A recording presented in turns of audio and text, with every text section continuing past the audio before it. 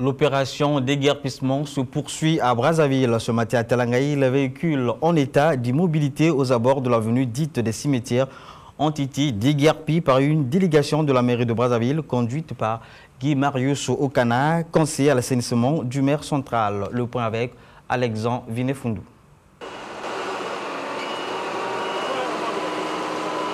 Uster, Caterpillar et véhicules bennes, voilà les moyens mobilisés pour pouvoir apporter des solutions adéquates quant au problème d'immondice et d'immobilité de véhicules sur la voie publique située à quelques encablures du commissariat central de police du 6e arrondissement, encore appelé Pespek-Ibeliba. Une initiative saluée par l'un des riverains. Il y a des gens qui jetaient les ordures et d'autres personnes sont en train de garer les voitures n'importe comment. En sortant, j'ai vu qu'on est en train d'enlever des trucs. Ça m'a apprécié, ça m'a fait du bien. Pour que le lendemain, d'autres personnes ne puissent même pas jeter leurs ordures dehors et garer leurs moyens dehors. Pour le conseiller à l'assainissement du maire de la ville, la rue n'est pas le lieu idéal pour l'abandon de véhicules et le jet d'immondices. Oui, effectivement. Je crois que ce n'est pas la première fois que nous enlevons ce genre de véhicules. C'est le garage municipal. Ceux qui veulent le retirer, ils vont venir payer des grandes taxes. Ce n'est pas gratuit tout ça. Et c'est ce qui fera qu'ils passeront dans nos services et ils paieront. Ils paieront. Et s'ils ont payé, ils retirent leurs moyens. Et s'ils veulent que ce soit la mairie qui vienne le leur déposer, il y a un surcoût. Donc ce n'est pas gratuit tout ça. Il faut dire qu'au-delà des mois de détention, ces véhicules seront vendus aux enchères par la municipalité. Tel est le message de Guy Marius Okana à l'endroit de ses propriétaires.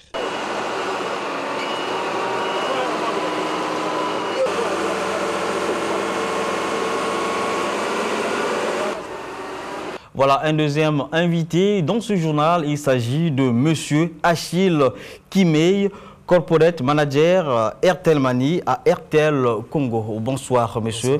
Bonsoir, monsieur. Voilà, nous avons remarqué beaucoup de nouveautés avec Airtel. Que nous vaut l'honneur de votre présence sur ce plateau? Bon, merci pour l'opportunité que vous me donnez de passer sur votre plateau ce soir. En effet, la marque la plus aimée des Africains ne cesse de multiplier les surprises. Nous avons entre-temps lancé plusieurs plans tarifaires taillés sur mesure par rapport à nos différents abonnés.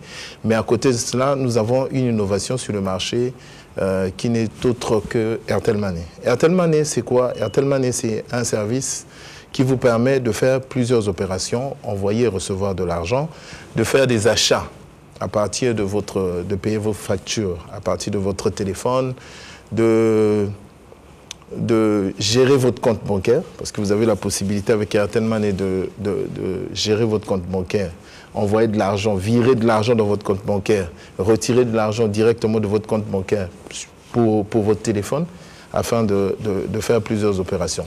Alors, comment ça se fait? C'est très très facile. Vous êtes abonné à Airtel, vous avez votre SIM Airtel, vous faites simplement étoile 128, étoile 1 dièse. Une fois que vous avez utilisé ce code USSD, vous avez une notification qui vous dit que vous venez d'être enrôlé à Airtel Money, vous devez changer votre code PIN et on vous précise, entre autres, que le code PIN par défaut, c'est 1, 2, 3, 4.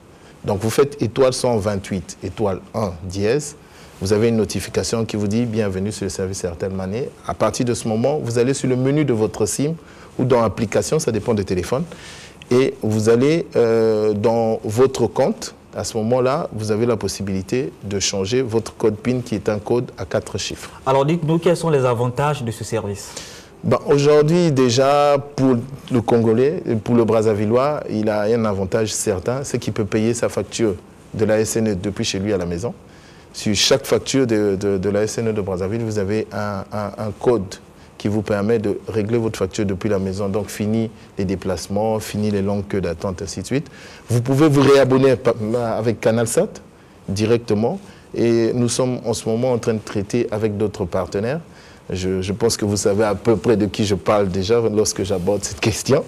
Vous pouvez payer votre carburant chez les stations Total. En ce moment, nous avons 2 stations pilotes, donc la station du CHU et la station de Makelekele. Vous pouvez aller faire vos courses à Park and Shop et à Casino et payer avec votre téléphone. Et sans oublier, envoyer et recevoir de l'argent. Parce que vous pouvez faire un dépôt depuis ici dans le téléphone de votre frère qui se trouve à Pointe-Noire sans payer un seul franc. Alors, dites-nous, que pouvons-nous faire concrètement aujourd'hui avec l'argent que nous pouvons disposer dans notre téléphone? Ok, si vous avez de l'argent dans votre téléphone, déjà pour mettre de l'argent dans votre téléphone, il faudrait que vous ayez des espèces et que vous fassiez ce qu'on appelle un cash-in. Un cash-in, c'est remettre des espèces dans un bongo shop, dans une agence, un walk-in, ou chez un de nos distributeurs. Vous avez des kiosques un peu partout dans la ville qui vous permettent aujourd'hui de déposer des espèces pour quand vous mettez de l'argent électronique dans votre téléphone. C'est un portefeuille, c'est pour ça qu'il y a un code de sécurité. Mais c'est super sécurisé parce que la plateforme utilisée est une plateforme qui a été expérimentée pour les Mastercard, par exemple. Donc, vous voyez le niveau de sécurité de notre plateforme. Donc, vous avez cet argent dans votre téléphone, vous achetez du crédit parce que vous pouvez aller directement dans Airtel Money. Vous avez une option acheter du crédit. Vous pouvez le faire. Vous pouvez l'acheter pour une tierce personne. Et en plus, dans l'achat du crédit, vous avez un avantage aujourd'hui. Vous avez 100% de bonus sur les data. C'est-à-dire que si vous payez du crédit pour 10 000 francs, vous avez 10 000 francs que vous pouvez utiliser pour les SMS et pour l'Internet. Alors, dites-nous, qui est appelé à avoir accès à ce service? Tous les Congolais.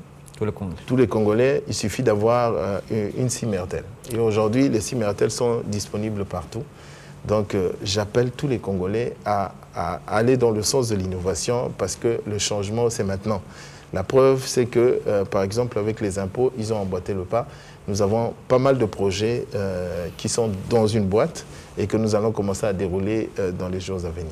Je vous remercie. Merci. Poursuivons ce journal pour dire que le ministre des Sports et de l'Éducation physique, Léon Alfred Opimba, a édifié l'opinion sur l'organisation des Jeux africains de 2015 et aussi sur la construction des installations sportives y afférentes. Plus de précisions avec Francis Dademabiala. Ils étaient tous là, les présidents des fédérations nationales, pour suivre la communication du ministre des Sports, Léon Alfred Opimba, qui était axée sur 2 points, à savoir les Jeux africains de 2015 et les d'hiver. Au sujet du premier point, le patron du sport a bel et bien confirmé que le Congo abritera à Brazzaville ces Jeux en 2015. Léon Alfred Opimba. Vous savez que je rentre d'Abidjan, de la conférence des ministres des Sports de l'Union africaine qui a pris de grandes décisions dans le cadre de la mise en place de la nouvelle architecture du sport en Afrique et qui a consacré la dissolution du CSA et la mise en place, donc, l'appropriation des Jeux africains par l'Union africaine et la mise en place d'un bureau technique spécialisé en sport à Yaoundé.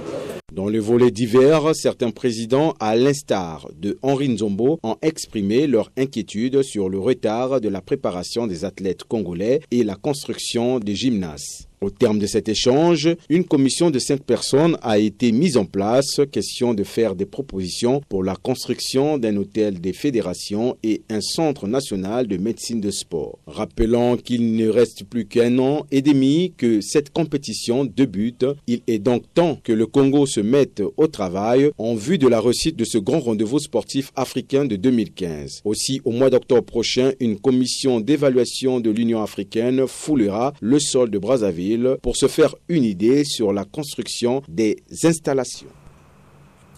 La Chambre de conciliation d'arbitrage de sport était en audience solennelle hier mardi au siège du Comité olympique congolais. 3 affaires étaient à l'ordre du jour, à savoir la plainte de FC Konju contre la commission de discipline de la FECOFOOT, affaire de Ganongo contre Okombi Talisson, Lenzemba et autres, puis l'affaire qui oppose Chrysostome Mansamba à Orinzombo, actuel ministre de la Fédération congolaise de tennis de table. Retrouvons une fois de plus Francis Dademabiala.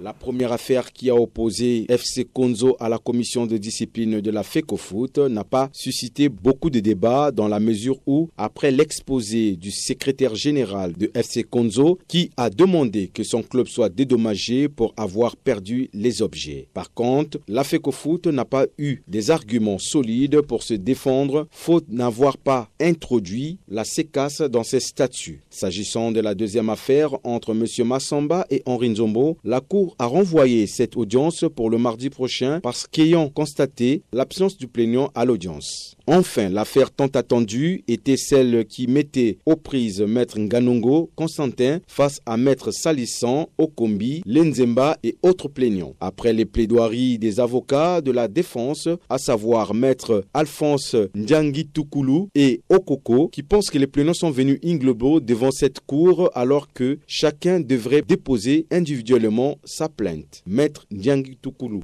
Par une décision verbale. C'est ce que nous soutenons, même si dans le bordereau de pièces communiquées, vous verrez, il y a une note d'information, par une décision verbale, parce que nous n'avons jamais été notifiés de la note dont on parle ici, vous ne pouvez pas décider du changement de lieu, de l'heure, de la tenue d'une assemblée générale.